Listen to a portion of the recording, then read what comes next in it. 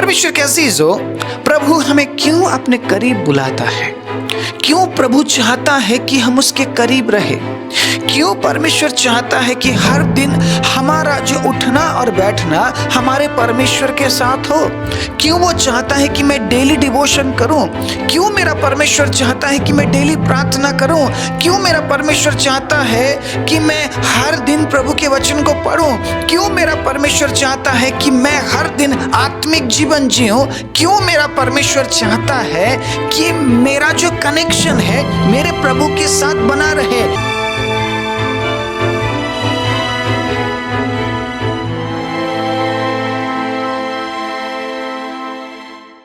आप सभी को जय मसीह की। प्रभु यीशु मसीह के नाम से मैं आप सभी का स्वागत करता हूं आज के वचन के लिए। परमेश्वर के अजीजों, इस नए साल में प्रभु के वचन को कुछ नए तरीके से हम सीखने जा रहे हैं। मैंने इससे पहले जितने भी प्रचारों को आपके बीच में किया है, मैंने कोशिश किया है डीप जाने की, कोशिश किया है गहराई को बताने की, कोशिश किया है जो बिब्लिकल तरीका है उस बिब्लिकल तरीके से मैं आपके बीच में प्रभु के वचनों को रखूं। और परमेश्वर के अजीजों, कोशिश किया है हमेशा प्रभु से वचन लेकर आपके बीच में देने की। लेकिन अब थोड़ा सा और सरल बनाते हैं। आइए मिलकर प्रभु के वचन को बड़े ध्यान पूर्वक सीखते और सुनते हैं। परमेश्वर के अजीजों, आज के बाद मैं हर एक प्रचार में पॉइंट्स को मैं ऐड करूंगा ताकि समझने के लिए आपको आसानी हो और आप याद रख सके। अगर आप प्रभु के वचन को सुनते हैं और भूल जाते हैं तो सुनने का क्या फायदा? अगर आप प्रभु के वचन को सुनते हैं और याद नहीं रख पाते हैं, परमेश्वर के अजीजों, वचन सुनने का क्या फायदा? वचन तब आपके जीवन में काम करता है जब आप उन वचनों को याद रखते हैं और उन वचनों के अनुसार चलने की कोशिश करते हैं और साबित करते हैं कि आप सिर्फ वचन सुनते ही नहीं बल्कि आप वचन पर चलते हैं। वचन इंपॉर्टेंट है, आमीन। वचन इंपॉर्टेंट है तो हम वचन को याद रख सके, कुछ ऐसा तरीका हमें ढूंढ निकालना पड़ेगा। और मैं कोशिश करूंगा आज के बाद से आपके बीच में प्रभु के वचन को थोड़ा सा और सरल तरीके से रखा जाए। ठीक है, जो बिब्लिकल तरीका है उसको हम नहीं बदलेंगे। जो वचन है वचन बिल्कुल वैसा ही रहेगा। कहानी नहीं सुनाऊंगा मैं आपको, मैं अपने जीवन की गवाही दे देकर मैं आपको ये नहीं बोलूँगा कि प्रभु ने मेरे जीवन में ये किया वो किया। हाँ, कई बार हमें गवाही देने की ज़रूरत है, लेकिन हर बार अगर मैं ऐसा कर रहा हूँ इसका मतलब मैं मैनिपुलेट कर रहा हूँ, मैं मैनिपुलेट करने की कोशिश कर रहा हूँ लोगों को। ठीक है, सो मैं ऐसा नहीं करूँगा, ना ही मैं करता हूँ और ना ही मैं आगे ऐसा करने के बारे में सोच रहा हूँ। ठीक है, सो जो वचन है उस वचन को मैं आपके बीच में रखूँगा, लेकिन बस मैं पॉइंट्स ऐड करूँगा। काफ़ी टाइम पहले मैं पॉइंट्स के जरिए मैं आप सभी को समझाया करता था, लेकिन बीच में मैं सोच रहा था कि मैं और डीप जाऊं, लेकिन बहुत से लोग शायद नहीं समझ पाते हैं। इसीलिए मैं हर एक प्रचार में पॉइंट्स ऐड करूंगा ताकि आपके बीच में, ठीक है, जितने भी प्रचार को मैं लेकर आऊं सिर्फ आप सुने नहीं बल्कि उन प्रचारों के अनुसार आप चल सके। आमीन, प्रेज द लॉर्ड, हालेलुया। आप तैयार हैं प्रभु के वचन के लिए? आमीन, हालेलुया। परमेश्वर के अजीजों, प्रभु हमें क्यों अपने करीब बुलाता है? क्यों प्रभु चाहता है कि हम उसके करीब रहे? क्यों परमेश्वर चाहता है कि हर दिन हमारा जो उठना और बैठना हमारे परमेश्वर के साथ हो? क्यों वो चाहता है कि मैं डेली डिवोशन करूं? क्यों मेरा परमेश्वर चाहता है कि मैं डेली प्रार्थना करूं? क्यों मेरा परमेश्वर चाहता है कि मैं हर दिन प्रभु के वचन को पढूं? क्यों मेरा परमेश्वर चाहता है कि मैं हर दिन आत्मिक जीवन जीऊं? क्यों मेरा परमेश्वर चाहता है कि मेरा जो कनेक्शन है मेरे प्रभु के साथ बना रहे? क्यों मेरा परमेश्वर ऐसा चाहता है? क्यों प्रभु ऐसा चाहता है? इस बारे में आज हम बात करने जा रहे हैं। मैं कुछ वचनों के जरिए परमेश्वर के अजीज आपके साथ बात करूंगा, कुछ पॉइंट्स आपके बीच में रखूंगा। समझने की कोशिश कीजिएगा प्रभु क्या कह रहे हैं। जिसके कान हो वो सुन ले, आत्मा कलीसिया से क्या कहता है। अगर आपके पास कान है फिर भी आप अनसुना कर रहे हैं, एक दिन पूछा जाएगा तूने क्यों नहीं सुना। हालेलुया। वचन तो बोया गया था, वचन तो सुनाया गया था, आज्ञा सुनाया गया था, लेकिन तूने क्यों नहीं सुना? पूछा जाएगा एक दिन। उस समय हम क्या जवाब देंगे? जवाब को परमेश्वर के अजीज वो तैयार रखिएगा, क्योंकि पूछा जाएगा। अगर सुनने के बाद भी अनसुना कर रहे हैं तो पूछा जाएगा, अगर सुनने के बावजूद भी नहीं चल रहे हैं तो पूछा जाएगा। परमेश्वर के अजीज हो, जवाब तैयार रखिएगा। मैं आज कुछ वचनों के जरिए आप तक इस बात को मैं पहुंचाना चाहता हूं, परमेश्वर क्यों हमें अपने करीब रखना चाहता है। आप खुद सोचिए, जब आप संसार में थे आपका जीवन कैसा था? अनाज्ञाकारिता से भरा हुआ, स्वार्थी जीवन, लोभी जीवन, पापी जीवन, व्यभिचारी जीवन, अविश्वास योग्य जीवन, बहुत ही गंदे जीवन में एक व्यक्ति संसार में जी रहा है। 2400 घंटे एक ऐसे विचार में ये व्यक्ति जीता है जो विचार बिल्कुल परमेश्वर के खिलाफ है, जिस विचार में कहीं परमेश्वर है ही नहीं, सच्चाई है ही नहीं, हमेशा झूठ, हमेशा फरेब, हमेशा जलन, हमेशा क्रोध, हमेशा लूटने की बात। यही तो है संसार में। संसार में आपको क्या मिलता है? क्या मिलता है संसार में? अगर आप पैसा कमाते हैं, उस पैसे को कमाने के लिए 100 झूठ आपको बोलना पड़ता है। अगर आप संसार के तौर तरीके को अपनाते हैं तो, अगर आप उपाधि पाना चाहते हैं, 100 झूठ आपको बोलना पड़ता है उस उपाधि को पाने के लिए, और बहुत से लोगों को दबाना पड़ता है, बहुत से मुंह को बंद करना पड़ता है उस उपाधि को पाने के लिए। परमेश्वर के अजीजों, संसार का यही तरीका है। लेकिन जब आप उस संसार को छोड़कर, जिस प्रकार पहले यूहन्ना में लिखा है, जिसके अंदर संसार के लिए प्रेम है, वो पिता से प्रेम नहीं रखता है। अब बात यहां पर हमें समझने की कुछ इस तरीके से जरूरत है कि जब हम संसार में थे तो हम पिता से दूर थे। अब जब हम पिता के निकट आए हैं तो हमें संसार से दूर रहना पड़ेगा। आप संसार और पिता दोनों के करीब नहीं रह सकते हैं। आप समझने की कोशिश कीजिए, परमेश्वर अगर आपको अपने निकट चाहता है, परमेश्वर अगर मुझे अपने निकट चाहता है, तो वो इसलिए ताकि हम संसार से दूर रहे। क्योंकि अगर हम परमेश्वर से दूर हो जाते हैं तो हम दोबारा उसी संसार में चले जाएंगे। बेशक कितना ही समय हमने परमेश्वर के साथ बिताया हो, इस बात से फर्क नहीं पड़ने वाला है कि प्रभु से दूर होने के बाद अब संसार में नहीं जाएंगे। अगर आप प्रभु से दूर होते हैं तो आप संसार में जाएंगे, क्योंकि एक इंसान को रिलेशनशिप चाहिए। ठीक है, एक इंसान को रिलेशनशिप चाहिए।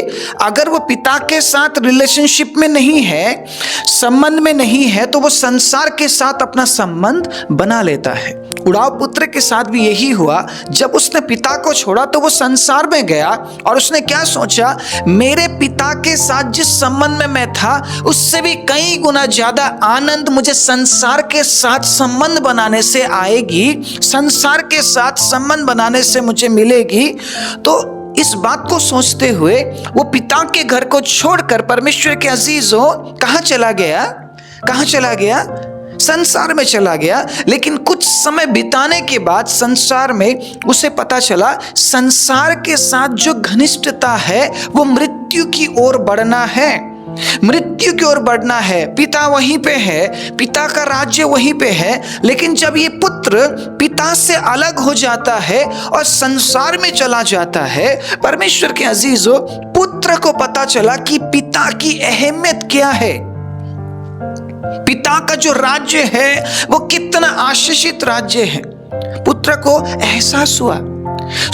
आप जब संसार में थे आप पिता के पास नहीं थे, और जब आप पिता के पास अब है तो आप संसार में नहीं है। समझ रहे बात आप? अब जब इस व्यक्ति को, जो पिता को छोड़कर चला गया था, संसार में जाने के बाद इसे पता चला पिता का जो महत्व है वो क्या है। अब जब ये पिता के पास लौट कर आ रहा है तो ये संसार के साथ या संसार की बातों के साथ नहीं आया, पश्चाताप के साथ आया। हालेलुया।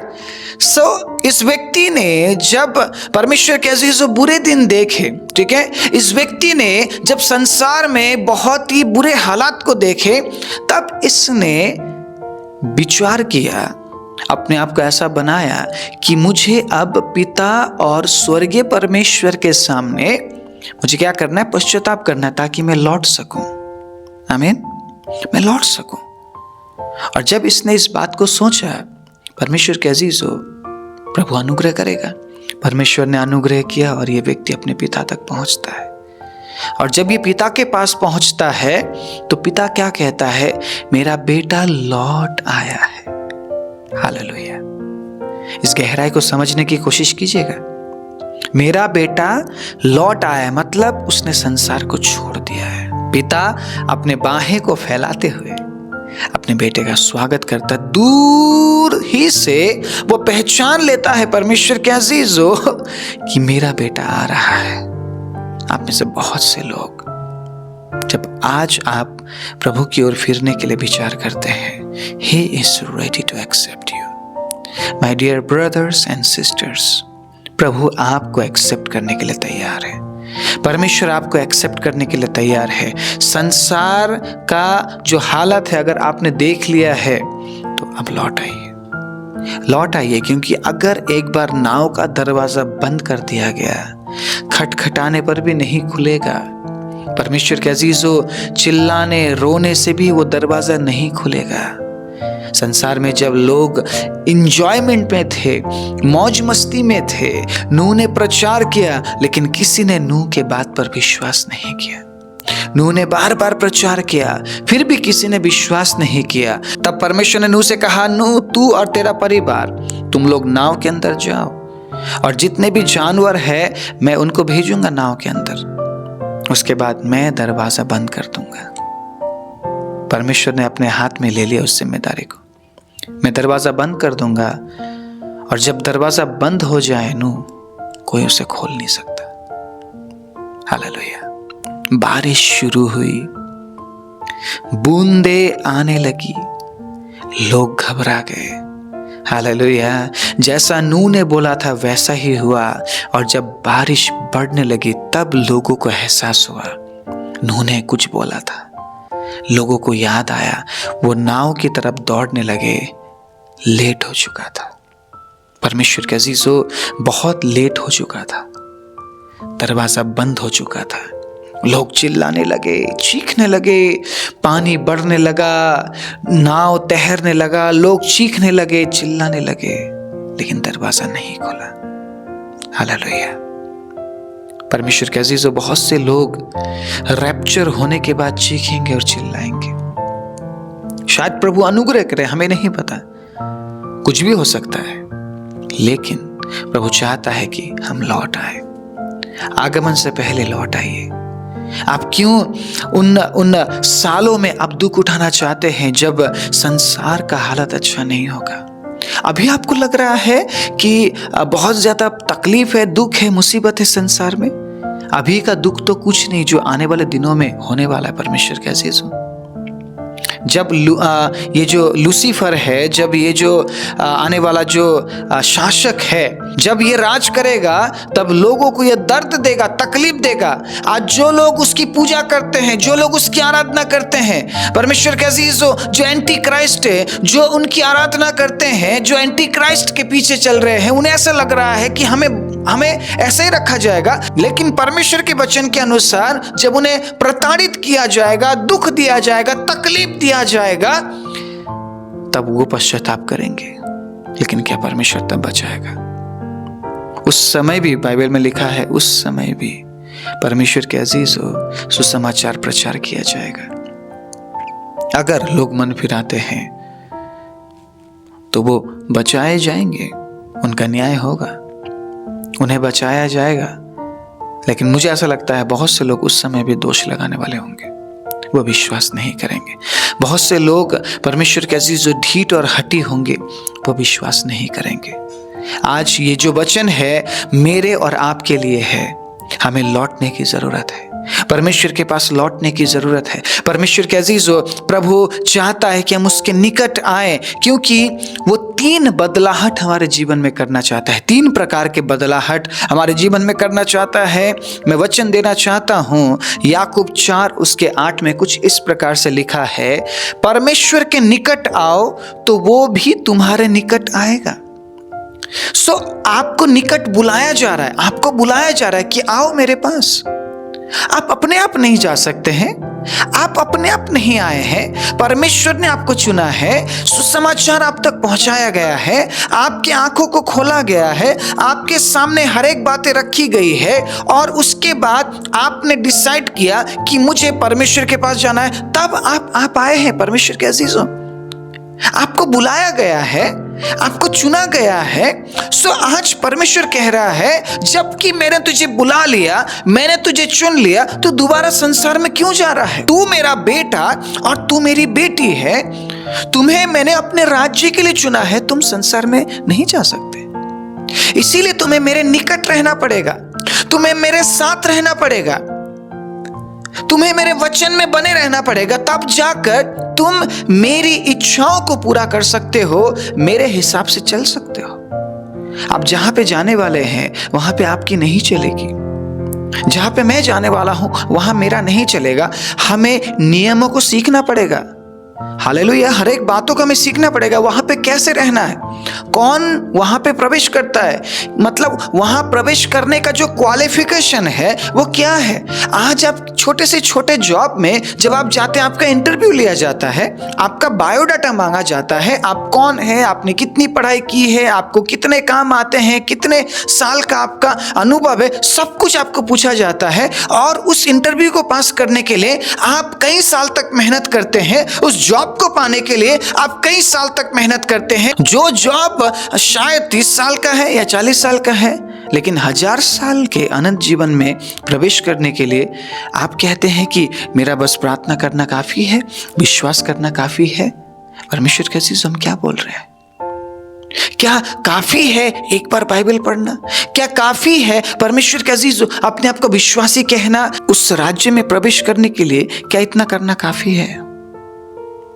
किस प्रकार के लोग उस राज्य में प्रवेश करेंगे, किसकी एंट्री है वहां पे? परमेश्वर के अजीजों, क्या जानने की जरूरत नहीं है? परमेश्वर आपको और मुझे, प्रभु हमें अपने निकट बुला रहा है और परमेश्वर चाहता है कि हम उसके निकट रहे, हम उसके संग रहे, क्योंकि वो हमारे जीवन में 3 प्रकार के बदलाहट को करना चाहता है। सबसे पहला बदलाहट, परमेश्वर के अजीजों, वो घमंडियों को नम्र होने के लिए बुलाता है।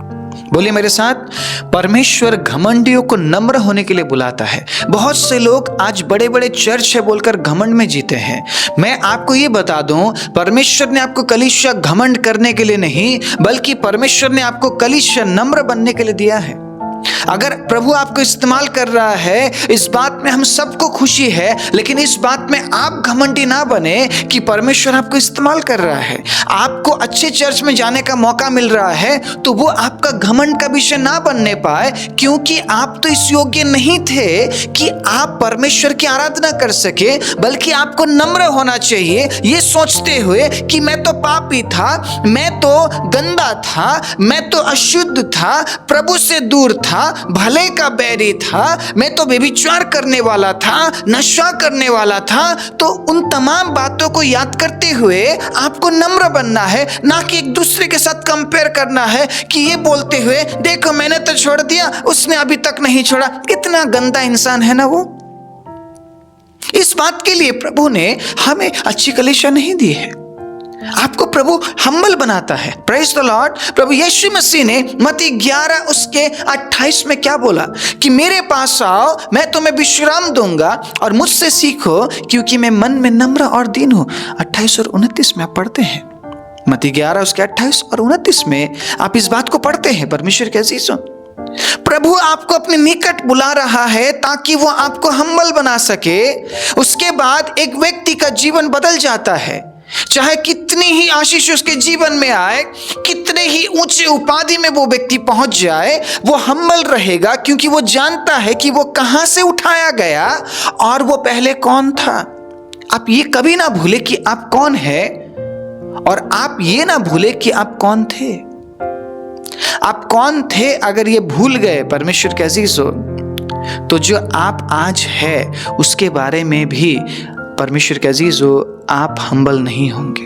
अगर आप इस बात को याद रखते हैं कि आप कौन थे, तो प्रेजेंट डे में जो आप है परमेश्वर के अजीजों, उस बात से प्रभु को महिमा मिलेगी। लेकिन अगर आप ये भूल जाते हैं कि आप कौन थे, तो आज आप जो भी है उस बात से प्रभु को महिमा नहीं मिल रही है, क्योंकि आप भूल चुके हैं कि आप कौन थे।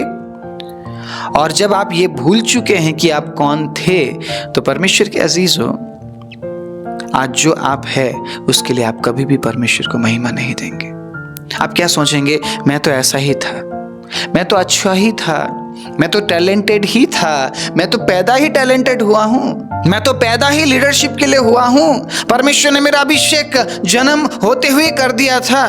किस बात का घमंड करते हैं आप कि आप एक अच्छे लीडर है? इस बात का, किस बात का घमंड है आपके अंदर कि आप बड़े चर्च के पास्टर है? इस बात का घमंड है आपके अंदर? किस बात का घमंड है आपके अंदर कि आपके पास बहुत पैसा? इस बात का घमंड है आपके अंदर? परमेश्वर के अजीजों, घमंड करने वालों को मैं ये बता दूं, आपका जो जीवन है, मेरा जो जीवन है, परमेश्वर के अजीजों, हमारा जीवन घास के समान है जो आज और कल नहीं। घमंड करता था नबूकदनेस्सर। नबूकदनेस्सर राजा घमंड करता था, शद्रक, मेशक, अबेदनगो को आग की भट्टी में डाल दिया, दानियल को उसने शेरों के माद में डाल दिया, ये प्रूव करने के लिए कि वो वहां का किंग है, वो वहां का राजा है, वो वहां का ईश्वर है और इन लोगों को उसके सामने झुकना चाहिए। जब दानियल और बाकी 3 साथियों ने मना कर दिया कि हम आपके सामने नहीं झुकेंगे, हम सिर्फ जीवित परमेश्वर के सामने झुकते हैं, तो उसने बाकी लोगों के बातों को सुनकर, उनके बातों में आकर दानियल और उसके 3 साथियों को दुख देने की कोशिश की। लेकिन वो अचंबा हो गया इन बातों को देखकर कि उनका कुछ भी नहीं हुआ, कुछ भी नहीं बिगड़ा, बल्कि नबूकदनेस्सर राजा को 7 साल के लिए घास खाने के लिए परमेश्वर के अजीजों, परमेश्वर ने मजबूर कर दिया। एक इंसान क्या घास खाकर जिंदा रह सकता है?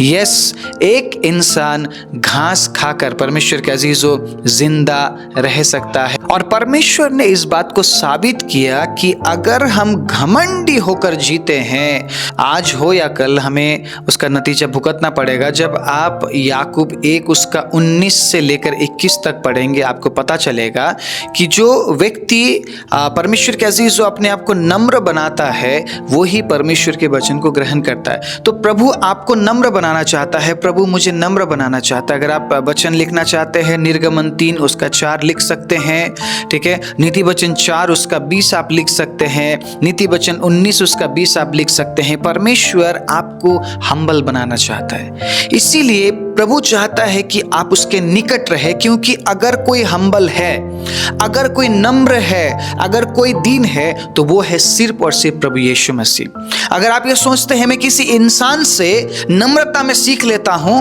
आप मिस्टेक कर रहे हैं, आपको धोखा मिलेगा, क्योंकि इस संसार में कोई भी इंसान हम्बल नहीं है, ठीक है। कोई भी इंसान नम्र नहीं है। हाँ, था एक व्यक्ति, लेकिन वो आज हमारे बीच में नहीं है, वो है Musa. Praise the lord, hallelujah. Musa के लिए बोला गया कि मूसा सबसे अधिक पृथ्वी में नम्र है। मूसा से ज्यादा ना ही कोई नम्र था और ना ही कोई नम्र है और ना ही कोई नम्र होगा। इस बात को परमेश्वर ने डिक्लेयर कर दिया था। Praise the lord, hallelujah. तो आज अगर कोई हम्बल है, कोई नम्र है, सबसे बढ़कर, तो वो है प्रभु यीशु मसीह। आपको परमेश्वर के निकट रहना पड़ेगा। देन दूसरी बात, परमेश्वर के अजीजों, प्रभु आपको अपने निकट इसीलिए रखता है ताकि वो आपको सकारात्मक बना सके। आप परमेश्वर के अजीज वचन को लिख सकते हैं, 2 कुरिन्थी 5 उसका 17 और 18, इफिसियों 5 उसका 7, इफिसियों 5 उसका 7 में पढ़ना चाहूंगा आपके बीच में। और परमेश्वर के अजीजों, आइए इस वचन के जरिए हम अपने आप को बदलने की कोशिश करें। इफिसी 5 उसके 7 में क्या लिखा है? इसलिए तुम उनके सहभागी ना हो। किनके सहभागी? किनके सहभागी? परमेश्वर के अजीजों, जो हमेशा नकारात्मक सोचते हैं। अगर आप इफिसियों 5 उसके 7 के अनुसार जब आप पढ़ेंगे तो आपको पता चलेगा, क्योंकि तुम तो पहले अंधकार थे परंतु अब प्रभु में ज्योति हो, अत ज्योति के समान चलो। Praise the Lord. हम पहले हमेशा नकारात्मक जीवन जीते थे, हर एक बात में नकारात्मक विचार। कहीं मैं मर गया तो, कहीं मेरा कुछ हो गया तो, कहीं मेरे बच्चे मर गए तो, कहीं मेरे बच्चों का एक्सीडेंट हो गया तो, मतलब 24 घंटे नकारात्मक सोच। लेकिन आज जब हम प्रभु में है, उसके निकट है, तो परमेश्वर के अजीज सकारात्मक बातें हमारे अंदर आती है। यहोवा मेरा चरवाहा है, मुझे कुछ घटी ना होगी। ये सकारात्मक विचार है। Praise the lord, hallelujah. ये सकारात्मक विचार है। आमीन। प्रभु मेरे लिए पूरा करेगा, ये सकारात्मक विचार है। मेरी सहायता यहोवा की ओर से आती है, ये सकारात्मक विचार है। जब आप देख रहे हैं कि आपके चारों तरफ अंधेरा है और आप उजाले की बात कर रहे हैं, चाहे मैं घोर अंधकार से भरी हुई तराइयों में भी होकर चलूं तो भी हानि से न डरूंगा, क्योंकि तू मेरे साथ रहता है। आप सकारात्मक बातें आप बोल रहे हैं। आप अपने बारे में क्या बोलते हैं मुझे नहीं पता, लेकिन परमेश्वर आज आपसे ये कह रहा है, अगर तू मेरे निकट रहता है तो तुझे सकारात्मक बातें बोलना पड़ेगा। तू सकारात्मक बनेगा। Praise the lord. प्रभु आपको सकारात्मक बनाता है। और तीसरा और आखिरी पॉइंट है, प्रभु आपको परिपक्व बनाता है। Praise the Lord. सो सबसे पहले हम्बल एक व्यक्ति जब बनता है तो वो एक अच्छे विचार में बढ़ता है। सो आपका जो विचार है आपको परिपक्व बनाता है। मैंने काफी टाइम पहले आपके विचारों के बारे में मैंने बात किया था, परिपक्वता के बारे में बात किया था। एक व्यक्ति उम्र से नहीं बल्कि एक व्यक्ति विचारों से परिपक्व बनता है। सो परमेश्वर आपको अपने निकट इसीलिए रखना चाहता है ताकि वो कंटिन्यूली आपको सकारात्मक विचार दे सके और आपको परिपक्वता की ओर बढ़ा सके। प्रभु आपको बढ़ाता है। बोलिए मेरे साथ, प्रभु मुझे बढ़ाता है। सो कोई भी व्यक्ति अगर आपको हेल्प कर रहा है, सो वो जस्ट एक हेल्प है। अगर मैं आज आपके बीच में प्रभु का वचन लेकर आ रहा हूं, मैं बस एक जरिया हूं प्रभु के वचन को लेकर आने के लिए, और मैं बस आपको रिमाइंडर दे रहा हूं कि प्रभु के वचन में ऐसा लिखा है, प्रभु ये चाहता है। बाकी का काम पवित्र आत्मा का है। परमेश्वर अपने आत्मा के जरिए आपको बढ़ा रहा है और वो आपको परिपक्व बना रहा है। Praise the lord. प्रभु आपको परिपक्वता की ओर बढ़ा रहा है। जब आप नीति वचन को पढ़ते हैं, परमेश्वर के अजीजों, नीति वचन 27 उसके दूसरे आयत को मैं पढ़ना चाहूंगा आपके बीच में। उसके बाद परमेश्वर के अजीजों हम प्रार्थना करेंगे। नीति वचन 27 उसके दूसरे आयत को क्या लिखा है? तेरी प्रशंसा और लोग करे तो करे, परंतु तू आप ना करना। दूसरा तुझे सराहे तो सराहे, परंतु तू अपनी सराहना ना करना। ये है एक मैच्योर व्यक्ति का गुण। आप अगर परिपक्व है, परमेश्वर के अजीजों, आप अपने बारे में कभी बड़ाई नहीं करेंगे। आप ये नहीं बोलेंगे मैं ये हूं, मैं वो हूं, मैं ऐसा करता हूं, मैं वैसा करता हूं। अगर आपके मुंह से ये बातें निकल रही है कि मैं ये हूं, मैं वो हूं, मेरा नाम ये है, मेरा काम ये है, मेरी पर्सनालिटी ये है, मेरा पोजीशन ये है, मेरा पोस्ट ये है, मेरे पास इतना पैसा है, मेरे पास ये वाला गाड़ी है, मेरे पास ये वाला घर है, आप सिर्फ अपनी सराहना कर रहे हैं, दैट मीन्स परमेश्वर के अजीजों, आप एक परिपक्व व्यक्ति नहीं है। क्योंकि परिपक्व व्यक्ति विचारों से परिपक्व बनता है जब वो परमेश्वर के निकट रहता है, हम्बल बनता है, परमेश्वर के अजीजों नम्र बनता है, तो परमेश्वर उससे सकारात्मक विचार देता है। और उन सकारात्मक विचारों के वजह से परमेश्वर के अजीजों ये व्यक्ति परिपक्व बनता है। और जहां पे बोलने की जरूरत पड़ती है सिर्फ वहीं पे बोलता है, जहां पे बोलने की जरूरत नहीं है वहां पे नहीं बोलता है, वहां पे नहीं बोलता है। कुलुस्सी 3 उसके 23 को एक बार पढ़ता हूं मैं आपके बीच में। कुलुस्सी 3 का 23 एक परिपक्व व्यक्ति का जीवन कैसा होता है। ठीक है, कुलुस्सी 3 उसके 23 में बहुत ही सुंदर तरीके से समझाया गया है। सुनिएगा, जो कुछ तुम करते हो तन मन से करो, यह समझकर कि मनुष्य के लिए नहीं परंतु परमेश्वर के लिए करते हो, प्रभु के लिए करते हो, ये सोचकर करो। ये है परिपक्वता का विचार। आप एक झाड़ू उठा रहे हैं, आप ये नहीं सोचेंगे कि मैं किसी इंसान के लिए कर रहा हूं। परमेश्वर के अजीजों, आप झाड़ू यूज कर पाएंगे, आप झाड़ू लगा पाएंगे। अगर आप छोटे से छोटा काम करते हैं, परमेश्वर के अजीजों, आप ये नहीं सोचेंगे कि मैं किसी मनुष्य के लिए कर रहा हूं, क्योंकि आपको मनुष्य से रिवॉर्ड नहीं मिलता है, पुरस्कार आपको पिता से मिलता है। और पिता आप में क्या देखना चाहता है? परिपक्वता देखना चाहता है। अगर आप परिपक्व है तो आप छोटे से छोटे काम को कर सकते हैं, लेकिन अगर आप परिपक्व नहीं है, आपको सिर्फ बड़ा काम चाहिए और अच्छा काम चाहिए। आप छोटा काम कभी कर नहीं पाएंगे। और एक व्यक्ति अगर छोटा काम नहीं कर पाता है तो परमेश्वर उसे बड़ा काम कभी नहीं देगा। अगर आप अगुआ बनना चाहते हैं तो वो पहले आपको दास बनाएगा, उसके बाद वो आपको अगुआ बनाएगा। इस बात के बारे में मैंने काफी बार जिक्र किया है। क्या आप दास बनना चाहते हैं? क्या आप एक परिपक्व जीवन जीना चाहते हैं? क्या वाकई में परमेश्वर के अजीजों, जैसा प्रभु आपको बनाना चाहते हैं वैसा बनना चाहते हैं? अगर हाँ, तो आपको उसके निकट रहना पड़ेगा। और जो उसके निकट रहते हैं, परमेश्वर के अजीजों, इन 3 बातों के जरिए प्रभु उन्हें तैयार करता है। क्योंकि स्वर्ग में प्रवेश करने के लिए आपको नम्रता की जरूरत है, परमेश्वर के अजीजों, सकारात्मक विचार की जरूरत है और आपको परिपक्वता की जरूरत है।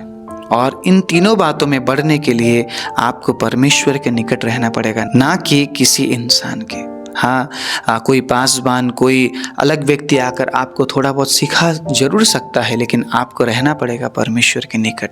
तब जाकर आप तीनों बातों में बहुत अच्छे तरीके से बढ़ेंगे और खुद को और बहुत से लोगों को अनंत राज्य के लिए आप तैयार कर पाएंगे। आइए अपनी आंखों को बंद करें। राजाओं के राजा, प्रभुओं के प्रभु, सर्वशक्तिमान जीवित दयालु परमेश्वर, हम धन्यवाद देते हैं आज के सुंदर और अद्भुत वचन के लिए। प्रभु, आज के वचन से हमें छू लीजिए, हमें भर दीजिए, ताकि प्रभु हम हर दिन आपके निकट रह सके।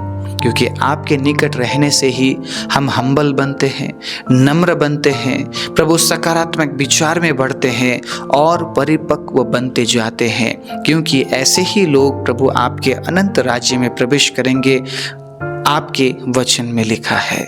एक बार फिर से वचन सुनने वाले पर प्रभु मैं आपके अनुग्रह, दया, आशीष, चंगाई और छुटकारे को उड़ेलते हुए प्रार्थना प्रभु यीशु मसीह के नाम से मांगता हूँ। आमीन।